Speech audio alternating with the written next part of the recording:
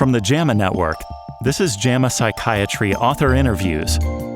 Conversations with authors exploring the latest clinical research, reviews, and opinions featured in JAMA Psychiatry. Welcome to the JAMA Psychiatry Author Interview Podcast. I'm your host and web editor, Dr. John Torous. Today we're thrilled to be discussing a new paper just out in JAMA Psychiatry titled Integrative Modeling of Accelerometry-Derived Sleep, Physical Activity, and Circadian Rhythm Domains with Current or Remitted Major Depression. We're about to be joined by the last and senior author of the paper, Dr. Vadim Zipunnikov, in the Department of Biostatistics at Johns Hopkins University in Baltimore, Maryland. As we all know, sleep, physical activity, and stable routines are important for health, especially mental health and conditions like depression. But beyond these being healthy habits, can these behaviors also serve as markers to guide personalized treatments and perhaps even develop new and improved treatments?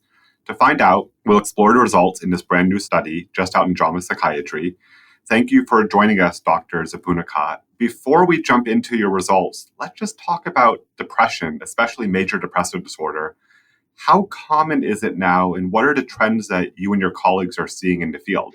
So major depressive disorder, or MDD, is a serious mental health condition characterized by a period of at least 2 weeks when a person experiences depressed mood or loss of interest or pleasure in daily activities. Common symptoms quite often include problems with sleep, eating, energy, concentration, or self-worth. Major depressive disorder can significantly interfere with daily life and functioning. It's one of the most prevalent disorders, with prevalence estimates around 10 to 12% for lifetime and around 5 to 6% for the past 12 months. This is clearly a very common disorder. I think all of us listening to the podcast perhaps know someone with it or have experienced depression. Your paper looks at a very interesting way to kind of better understand it. You use accelerometry to learn about depression. Can you tell us a little bit about what is accelerometry and how are we using it? Accelerometry has been used as a tool to objectively measure sleep, physical activity, and circadian rhythmicity in many studies of depression. Typically, studies employ some sort of wrist-worn device with a built-in accelerometer that essentially tracks your body movement or your hand movement continuously over 24 hours. And most studies do an accelerometry assessment around 1 to 2 weeks. Accelerometry allows you to estimate things like how much time during the day being spent active or sedentary, how long someone sleeps, and some other measures of 24-hour behaviors that can be eventually related to depression, current or remitted. I just want to mention that the work in this paper is based on the international collaborative effort from the Motor Activity Research Consortium, which we called MMARCH, and it was established by Dr. Kathleen Merikangas, one of the key co-authors on the paper, and colleagues from National Institute of Mental Health. The goal of this network is actually to harmonize accelerometry data collection, how to process, how to properly do statistical analysis, and especially in terms of mental health. As we're talking about this accelerometry, these devices to measure behavior, is this different than maybe, say, a Fitbit I may have or using my phone to record steps? This is a very interesting debate which device to use, whether to use the Fitbit or what we call research-grade devices, which we actually use in this study. So Fitbit and consumer-grade devices quite often provide a more streamlined approach compared to the research-grade devices, like what we use in this study. And it's primarily achieved using integrated software and streamlined algorithms that essentially give you metrics right away, right? You wake up in the morning and Fitbit tells you, this is how much you slept, this is how disturbed your sleep were. It calculates steps, time spent in different intensities. But I think a bottleneck or key difference from a research perspective is a reliance of devices like Fitbit on proprietary algorithms, which can limit transparency and comparability across multiple devices. For example, if you use Apple Watch or if you use Fitbit, is metrics comparable across the two, right? That's a very, very big question. Of course, Fitbit also has some interesting advantages. So it has heart rate monitor. It could potentially use this for scoring sleep stages. On the other hand, research-grade accelerometry actually give you access to the raw data. And from a researcher perspective, this is a great advantage. So for example, if there is a new algorithm developed 10 years from now, I can go back to the raw data I collected right now and I could just reprocess and derive new metrics of physical activity and sleep. And this is just impossible with Fitbit currently, at least. Another example is that raw accelerometry data can be used to estimate not only number of steps, but also quality of steps, right? So your quality in the morning and your quality of the evening, how you walk might be telling about, your health or changing the health status. It sounds like there's a lot more information you can get from the medical grade ones, at least today, than compared to the commercial ones that all of us may have on our wrist, or dare I say, like mine in my drawer. What do you think has kept a lot of accelerometry data from, say, being used in clinical care? You and your team in a consortium have really put out some very convincing papers on the benefits of this data, but sometimes it doesn't always translate into what primary care or psychologists, psychiatrists, nurse practitioners, social workers are using. What has been that barrier, do you think? The major barrier from my perspective would be that the research-grade devices have a certain cost, so they need for expertise for data processing. One advantage, you have raw data, but disadvantage that you need to know what to do with this data, right? So you need to know how to process, how to extract characteristics, how to interpret. And of course, there are advantages of raw accelerometry data, which we just briefly discussed. But again, you need very significant computational resources to store data, to process it. So it's costly and very time consuming. Even within the research community, there are still not established standards for handling, say, missing data, for deciding on the key processing steps, how to interpret certain metrics, which metrics to use. So that creates definitely a lot of barriers to immediately apply it in the clinical settings. In this way, devices like Fitbit might be more streamlined and, again, more user-friendly. So within this MArch group, we look across studies and try to come up with essentially common rules.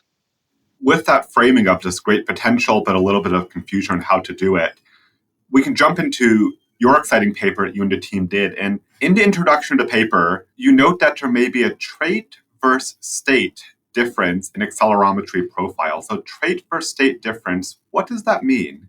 Trait typically refers to patterns that are observed during episodes of depression, as well as during times of remission. So in this study, we distinguished people who were in the current states and those who had just prior episodes but no longer suffering from depression at this current time point during the assessment. It actually has been difficult to identify trait markers for depression because most of the biological measures, it's hard to capture them during episode, right? Because you need to bring person, you need to measure something, etc. So accumulating data on people with major depression or bipolar disorder, for example, might help us to understand what's going on the accelerometry measure side. So this is why we actually were really interested to look at the subjects with current versus lifetime versus no depression at all. So far, we've talked about some of the challenges or limitations in accelerometry research. What did you and the team do to overcome some of those classical challenges in setting up the study? We were really interested in objectively measuring sleep, physical activity, circadian rhythmicity, understand kind of interplay between this, understand is there some codependencies which might be related to current episode, for example.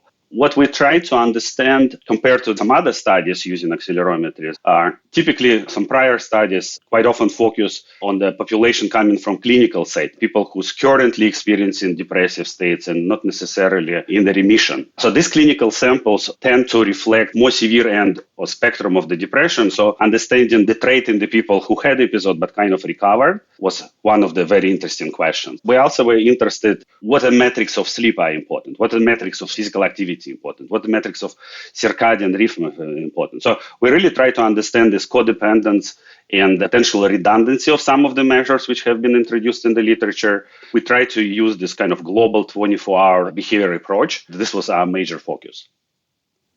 You talk about the joint and individual variation explained, called Jive, joint and individual variation explained. What is this technique that's going to be central to what you're doing with the accelerometry data? Jive is a dimension reduction that essentially combines these measures based on their similarity and codependence, and it allows you to focus on the few most important combinations, which we call Jive components. So instead of looking at all variables one by one, you try to identify the most common one and the most important one in some sense. So Jive is different from other dimension reduction techniques available in the literature because it's grouping of measures within domains of interest such as sleep and physical activity and rhythmicity. Jive identifies so-called shared components or shared information across sleep, physical activity, and circadian rhythmicity. And these components allows you to essentially understand like what is specific to sleep and what is shared between sleep and physical activity. And it allows you to then integrate it in the regression analysis. So traditional regression analysis, for example, includes all the variables at the time, but if they highly codependent, then it could create a confusion, like what's really important, what's secondary most important. And Jive essentially try to address this, and the resulting regression model with this joint and individual information potentially could give a more accurate interpretation of associations, in our case, with depression diagnosis. So now we understand the importance of accelerometry. You have this new method, Jive. Let's talk about what was the study goal and basic procedures. This is a cross-sectional study that included a little bit more than 2,000 adults from Lausanne, Switzerland. And half of the study participants were people without any lifetime history of MDD, but another half actually have lifetime history of MDD, and approximately 200 people actually experiencing the current episode at the time of the assessment. And the study essentially employed accelerometry for 2 weeks to understand sleep, physical activity, and circadian rhythmicity in this cohort, and understand this overlap we've been talking about, that there is some common codependencies might exist. And then further understand whether this structure we could discover using this new novel approach, whether it would allow us to distinguish state and trait in major depressive disorder. In terms of the device, this was a research-grade device, as I said, so we had full access to the data, and it's called GeneActive, used in the UK Biobank. The study participants wear the device over 2 weeks. Not a Fitbit, a research-grade device, as you told us earlier, called GeneActive. And what else were you measuring from the people? And maybe let's talk about just the demographics of those people that were enrolled in the study too. This is actually called CoLAS PsychoLoss study, and this is the largest study I've been dealing with. This study is actually led by Dr. Martin Preissig and colleagues from Schuf Hospital in Lausanne, Switzerland. And again, this is a cohort study, and people in the sample were between ages 45 to 86 at the time of accelerometry assessment. And we primarily, again, were interested in understanding, in addition to whether people experiencing current episode, we look at the sleep, physical activity, and circadian rhythmicity. Essentially, for sleep measures, we calculate different measures of sleep, including things like timing of sleep onset, timing of sleep wake up, sleep duration, sleep efficiency or percent of time spent asleep when you're in the bed, and different measures of sleep continuity. For physical activity, we were interested in how much time do you spend in different intensities, light, moderate to vigorous activity, etc. How fragmented your active time. So, for example, how long do you stay being active? How frequently you transition from active to sedentary behaviors? And finally, for the 24-hour profiles, we estimated various characteristics of circadian rhythms. And it was strength of circadian rhythm, typically measured with amplitude, timing of most active and least active periods, and a few other measures. We have this cohort, they're wearing the GeneActive watch. We're getting these measures of sleep, physical activity, circadian rhythm. We have this new method, joint individual variance, explained Jive. What are you doing in the analysis? The paper has all of the details, but how would you briefly describe it to an audience that may be less technical in your expertise? In simple terms, you can see our approach as a two-step approach. The first step, you identify this joint and individual information, which we call, again, Jive components. And then you actually use regression models to understand associations. Can we discriminate between those who have history of MDD versus those who not? And then with those with history of MDD, can we actually better understand whether you're in the current episode or remitted ones? What did you hope to learn, and what were the main results from those different parts of the study? When we applied this decomposition, we essentially discovered a structure. And this structure essentially showed us that joint component or joint information was actually dominant across 3 domains. And this immediately highlighted the importance of this joint consideration of sleep, physical activity, and circadian rhythmicity.